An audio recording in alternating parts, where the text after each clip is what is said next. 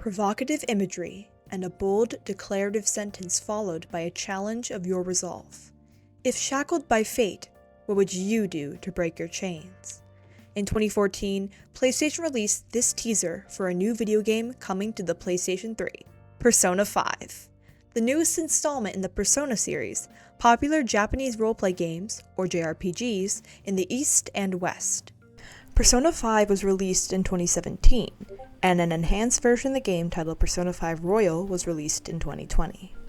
Set in modern-day Tokyo, Persona 5 follows Ren Amamiya, a high school transfer student sentenced to probation after being falsely framed for assault. Becoming self-aware of his resentment of societal corruption and urge to reform it, Ren uncovers his persona, a guardian spirit representing a manifestation of his psyche. Using the fighting capabilities of his persona, Ren becomes the leader of a teenage vigilante group called the Phantom Thieves of Hearts, whose aim is to reform society by changing the hearts of corrupt adults.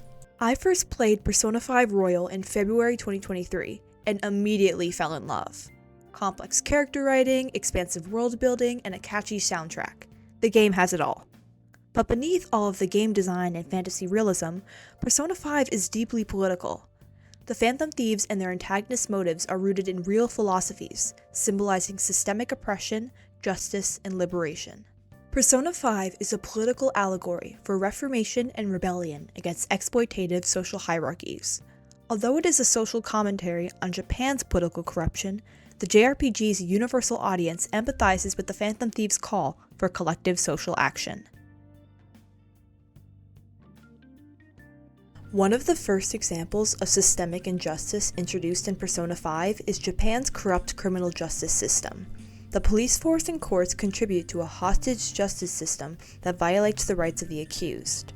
Although those institutions are not the game's main antagonists, their corruption is pivotal to the storyline and intercuts many of the Phantom Thieves' major conflicts.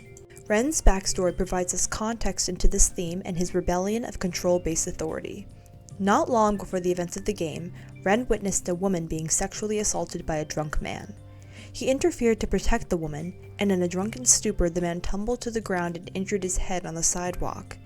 Enraged, he had Ren arrested under a false assault charge, and threatened the woman into testifying that his injury was Ren's fault. That drunk man is Masayoshi Shido, a rotten politician seeking to control Japan under a totalitarian regime, and, as we later learn, is also Persona 5's main villain. Shido destroyed Ren's reputation and stained his permanent record because of the incident. As a result, our protagonist was expelled from his high school and sent to Shujin High in Tokyo on a year-long probation. Persona 5 effectively identifies flaws within the Japanese police system through Ren's origin story. Japan's prosecution system has deeply rooted problems exploiting the accused through quick and easy convictions. There's even a word for this in Japanese, enzai, which refers to false accusations that lead to a person becoming a victim of the justice system.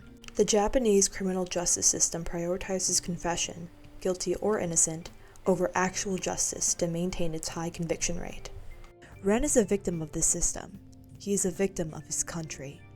Outcasted by society, Ren was labeled a delinquent and judged by his peers for a false image projected onto him by a corrupt system. It's his rejection of this fate that unearths his persona.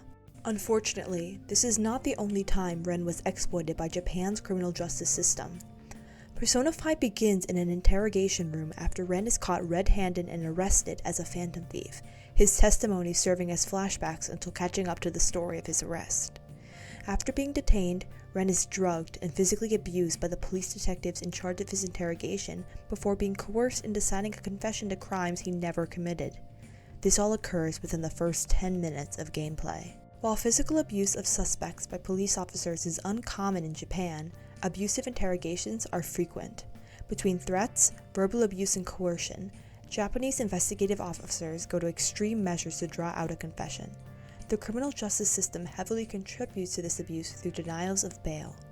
A suspect can be held for 48 hours without legal counsel or contact with the outside world. After that, he or she is turned over to the public prosecutor for another 24 hours of grilling. This is psychological torture. As mentioned in Ren's origin story, these tactics are used on any suspect, regardless of whether they are guilty or not. Abused and illegally drugged, Ren signed his demise.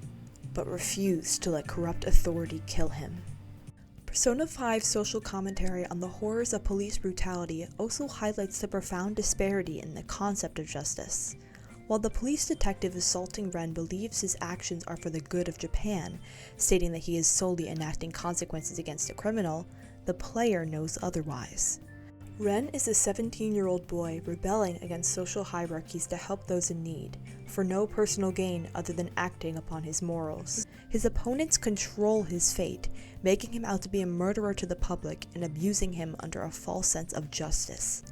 Where is the justice in abuse and coercion? Ren's assault urges the player to consider what justice means to them while reminding them of the real-life corruption that inspired the scene. Here we introduce Sai Nijima. Sai is the public prosecutor in charge of the Phantom Thieves case, and therefore Ren's interrogator. Although she has a strong sense of justice and dedication to reforming Japan's corrupt legal system, she falls victim to it and becomes the corrupter herself. Sai's father was a police officer investigating illegal gang activity. 3 years ago, he was killed after being hit by a truck, assumingly an assassination by a hired driver. Since her mother died young, Sai became the legal guardian of her sister Makoto and took a job at the prosecutor's office to support them. While Sai became a prosecutor to punish evil and bring justice to the world, her responsibilities burdened and corrupted her heart. She began to see justice as meaningless, her job as nothing but a competition she must win at all costs. Sai's cynicism formed her palace, a fantasy realm manifested from her distorted, corrupted thoughts and ruled by a cognitive version of herself adopting only her most negative, amoral traits. Not great. Sai's job is to rig the cases the police drop on her desk. Japan has a staggering indictment rate of 99.8%, built largely off of coerced and fabricated testimonies. Prosecutors hold significant control over investigations and are even able to withhold evidence from the defense at trial. Unless the judge specifically calls for that evidence to be disclosed, the prosecutor is not obliged to reveal it. And, as shown in Ren's case, they will sometimes write false statements for the detainees to sign that, under coercion, are commonly agreed to out of pressure. Prosecutors also only present their strongest cases with the guiltiest defendants to further their careers. Weaker cases are quickly closed through involuntary confessions. Sai blatantly rigs prosecutions to maintain the court's tarnished reputation, but also out of a spiteful envy for being trapped in a corrupt system. Her palace appears as a casino, symbolizing her disillusionment with her profession. Similar to gambling, in the courtroom, Sai must be hyper-competitive and amoral to survive. Sai's shadow self, the casino manager, calls her rigged slots and poker game society. Order must be maintained, but the rules can be altered to reach a favored justice. The Phantom Thieves steal Sai's heart, or corrupted mindset, and help her remember her passion for true justice that drove her to this career. At the end of the game, she becomes a defense lawyer, voluntarily resigning from her successful job to work for the opposing end of the courtroom, where the prosecution's corruption stacks against her. Yet her choice represents her refusal to contribute to systemic oppression and instead fight against it, just as the Phantom Thieves had. Next, I will dive into Persona 5's commentary on government corruption and exploitation. While most are familiar with no-good politicians, Persona 5 alludes to real Japanese politics to resonate with their Japanese audience. The game also explores differing approaches to social reform and how concepts such as free will, personal rebellion, and exploitation affect those approaches.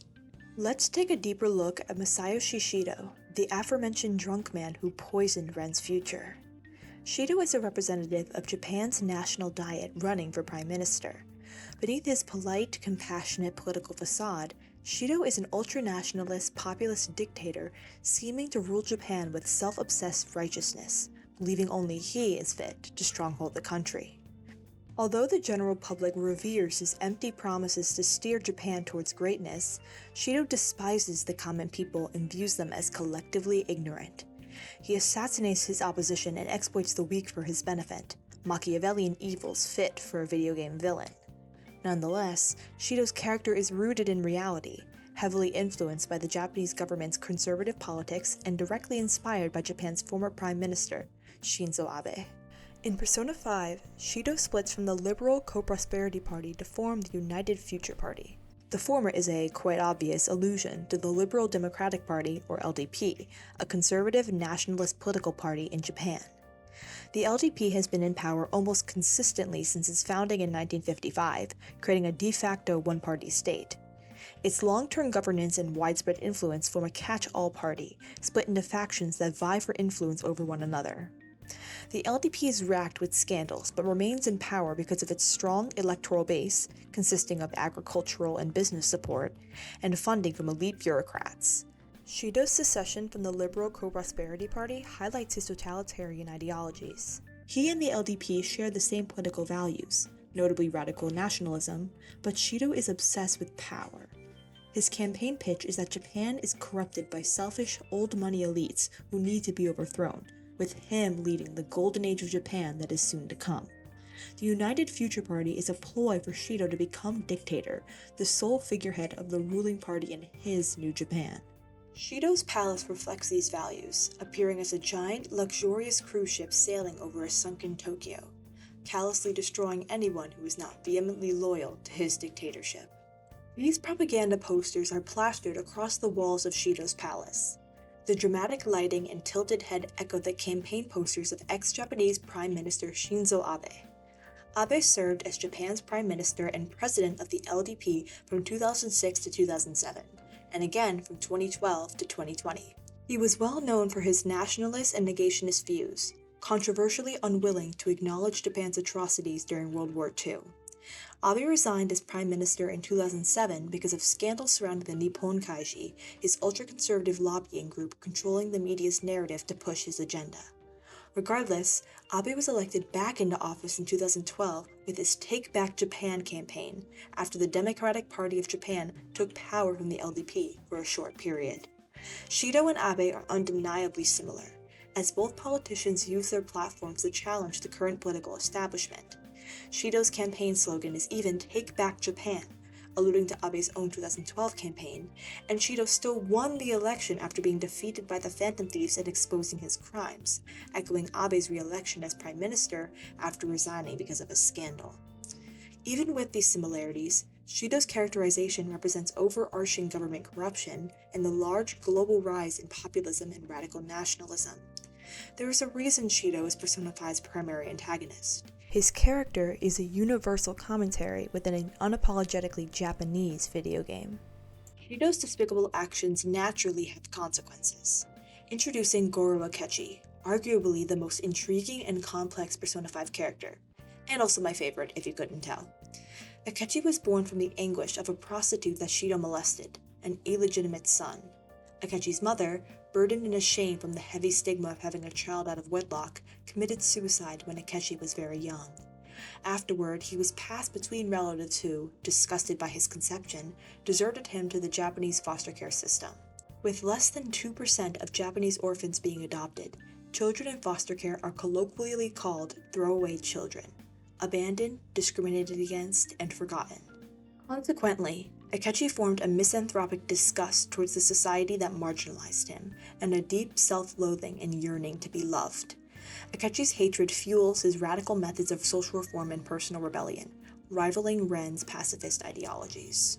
Although Akechi is truly cynical, he's worn a cordial facade for years, appearing to the public as an intelligent, attractive, and charismatic high school detective. Once he grew in status, Akechi infiltrated Shido's operations with a plan to avenge his mother and disgrace the man who made him an undesirable, bastard child. This powerful desire birthed his personas: Robin Hood, symbolizing his thirst for justice, and Loki, symbolizing his hatred. Akechi has a strong sense of justice and, like Ren, fights against corruption to free the oppressed. However, Akechi's hatred of Shido and desperation for acknowledgement fuels his extremist methods, killing the authority upholding abusive power structures. His righteousness and hatred are two sides of the same coin, two pieces of his true self, just as Robin Hood and Loki both represent aspects of Akechi's psyche. Upon gaining Shido's trust, Akechi was groomed into using Loki's abilities to murder Shido's opposition, stripped of his free will and becoming a slave to his father's manipulation. Akechi does not feel remorse for the murders. He's resentful of his loss of autonomy to Shido, but views his actions as necessary for his end goal of murdering his father. Akechi's mindset is reminiscent of radical activism and the circumstances that bring about extremist social movements. Radical politics are theoretically complex, usually stemming from desperation and incessant marginalization and oppression. The collective sees no way out and turns to extremism out of fear and anger. Akechi's traumatic childhood made him believe the youth are powerless against adults, and that if he didn't act, he would die impoverished at the bottom of the social hierarchy. Akechi becomes blind with revenge and betrays his first and only companion, the only person who sympathizes and understands his suffering, Ren, out of dire desperation for a hollow justice. He realizes his mistake too late and entrusts his revenge against Shido to the Phantom Thieves before sacrificing himself to save their lives. Akechi's last act is a display of free will, reminding the player that liberation and justice are not a guarantee within a society that abandons the oppressed. Persona 5's political themes shine in the final act as an extended metaphor for rebellion against the status quo. The Phantom Thieves fight for systemic change and refuse to conform to societal expectations because they were failed by society. Meanwhile, the public fears change, discomfort, and ostracization, refusing to rebel against hierarchies that relentlessly constrain our freedoms. Persona 5's last palace, Mementos, illustrates this fear. Mementos is known as the public's palace, representing the people's will. The depths of Mementos host the prison of regression, where inmates bask in their ignorance comfortably behind bars. The palace's final stage imprisons the masses as an audience who willingly watch as their life force is sucked dry to feed the master of Mementos, the Holy Grail. Appearing as a dirty black metal chalice, the Holy Grail symbolizes the status quo, growing more and more shiny and luxurious as the public relies on its blessings, safety, and security. We, as a society, are complacent to the status quo because it benefits us, allowing the privileged to neglect systemic injustice and reap the benefits. Yet, in return, we are enslaved to a corrupt system that exploits our desires until we can't fight against it. In Japanese, two phrases heavily reflect this mentality: shikataganai, it can't be helped, and gaman, enduring the impossible. Japan's collectivist society highly values perseverance and filial piety, believing that speaking out against maltreatment and abuse is a disrespect to seniority and a display of fragility. In situations of mass suffering, such as the Japanese-American internment camps, these mentalities help the incarcerated withstand their horrific circumstances, but did little to quell their anger. When shikataganai and gaman influence one another, it becomes socially acceptable for the oppressed to stay silent and suffer instead of rebelling. Most Japanese social movements are short-lived, typically lasting for less than a year before disbanding out of castigation and stigma. Like those activists, the Phantom Thieves are cursed and spurned by the enslaved in the prison of regression, who are terrified of reforming a system that benefits them while oppressing others. After fighting the Holy Grail, the player uncovers the chalice's true identity. Yaldabaoth, the god of control born from the masses' desire to succumb to the current social hierarchy. He adopted the dormant form of the Holy Grail to thrive off of the public's sloth and assess humanity's self-destruction through a twisted social experiment. Yaldabaoth manipulated Shido's image, giving him the platform and audience necessary for him to enact his dictatorship. Then, he bestowed the Wild Card, or the ability to control multiple personas, upon both Ren and Akechi. The malevolent god made a game out of the boys' suffering, ordaining their rivalry to see which ideals were stronger against Shido's authority: Ren's desire to reform society, or Akechi's desire to destroy and rehabilitate it. But corrupt authority will never play fair. Yaldabaoth vowed that if Ren succeeded, he would stop interfering with fate and entrust the people to build social reform. Instead, the god exerted his fascist rule over humanity, crushing opposition to his power and suppressing free will until the masses grew apathetic towards their suffering. The Phantom Thieves' battle against Yaldabaoth is an allegory for political activism. Yaldabaoth represents the system, the long-standing social structures that exploit, marginalize, and oppress. He takes advantage of the weak and the strong, because the system does not solely benefit some and harm the rest, but weaponizes our complacency until everybody suffers. The Phantom Thieves, high schoolers who suffered at the hands of corrupt adults, are the activists of the next generation who recognize the dire need for social reform when the general public does not. Alongside Ren's confidants, the bonds you've made throughout the game, the Phantom Thieves lead and inspire the people into action. Persona 5's developers wove their faith in activism into the JRPG, recognizing that social reform is unattainable without collective action. In Persona 5's conclusion, Ren turns himself into the police as the leader of the Phantom Thieves to testify against Shido and protect his allies. He's locked away in Juvie, imprisoned unjustly once again, even after saving humanity from mass destruction. Almost 2 months into his sentence, Sai visits Ren and announces his early release. The other Phantom Thieves and Ren's confidants appealed for a lifted sentence. They even found the woman who initially testified against him in the assault charge and convinced her to assert Ren's innocence. The message is you can seek justice for the righteous and you can win against political corruption, even when it seems unfathomable. Persona 5 asks the player to reckon with their role in society, acknowledge how they contribute to oppressive systems, and question how they can fight for social justice. By casting our ballots, rallying for a cause, or simply speaking out against injustice, we can strive towards societal rehabilitation. We may not be Phantom Thieves, but we can be activists.